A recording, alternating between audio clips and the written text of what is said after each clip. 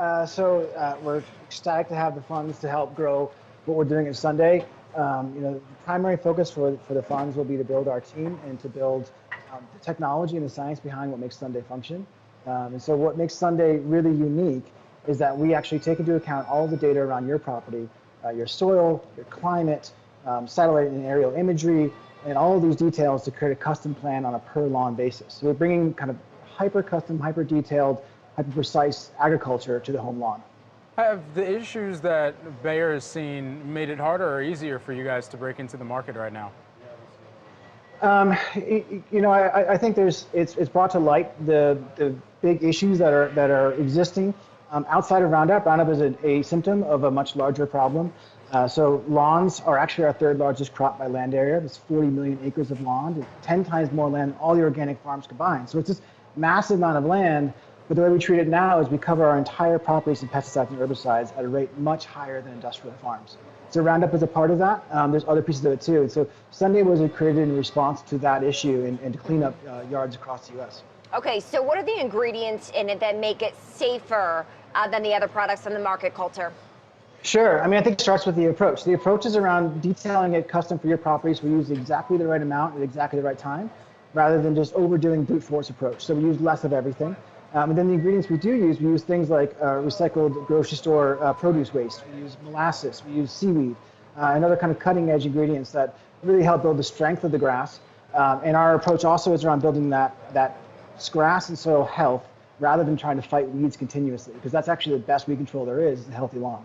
We've discussed a lot of consumer approaches to keeping a lawn very nice and green and healthy and so forth, but what about the business-to-business opportunities? You think of large farms, you think of greenhouses that you could sell into as well. What does the trajectory look like there? How are you selling into some of those areas that have really gone to the same, perhaps, manufacturers that they've worked with for years? 100%. You know, what's interesting in that space is at this point, using Roundup is a liability for your team, and you are actually potentially causing trouble down the road just by allowing your team to use those products. So I think there is a B2B opportunity, and I'm really excited about that. We're actually starting to work with some large open spaces and public spaces. I can't talk about it quite yet, but pretty soon we'll have some public parks that are using our products. So that's definitely an exciting place for us. But our core focus is around the average American home, the average American lawn. DIYer goes out on the weekend and mows their lawn and wants to have a great looking property. Okay, $129 a year. Is the strategy now direct to consumer, or are you considering, and do you sell via retailers like an Amazon, for instance? Well, right now we're 100% direct to consumer. And again, that comes back to that approach of being custom. So when you go to our website, we start with your home address. We pull imagery, we pull soil data, we pull climate data, and all of that is used to create a custom plan that's delivered when it's needed in exactly the right amount that's needed. And so that customization works best in direct-to-consumer approach, and so that's where we're focusing right now.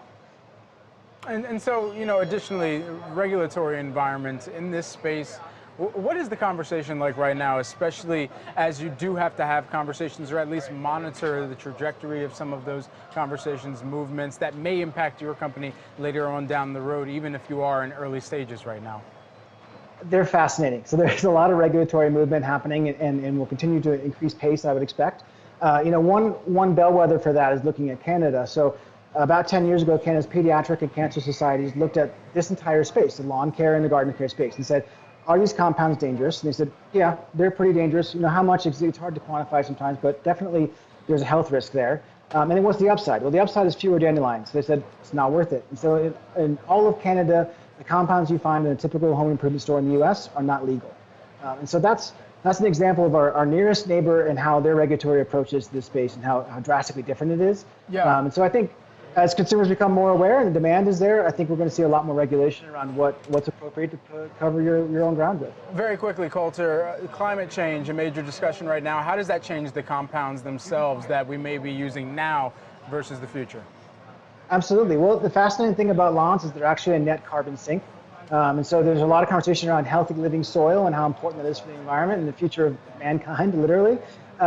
And it turns out that lawns are actually a very, very fertile soil that absorb much more carbon than is used to mow them or care for them or anything else. So your backyard is actually fighting climate change.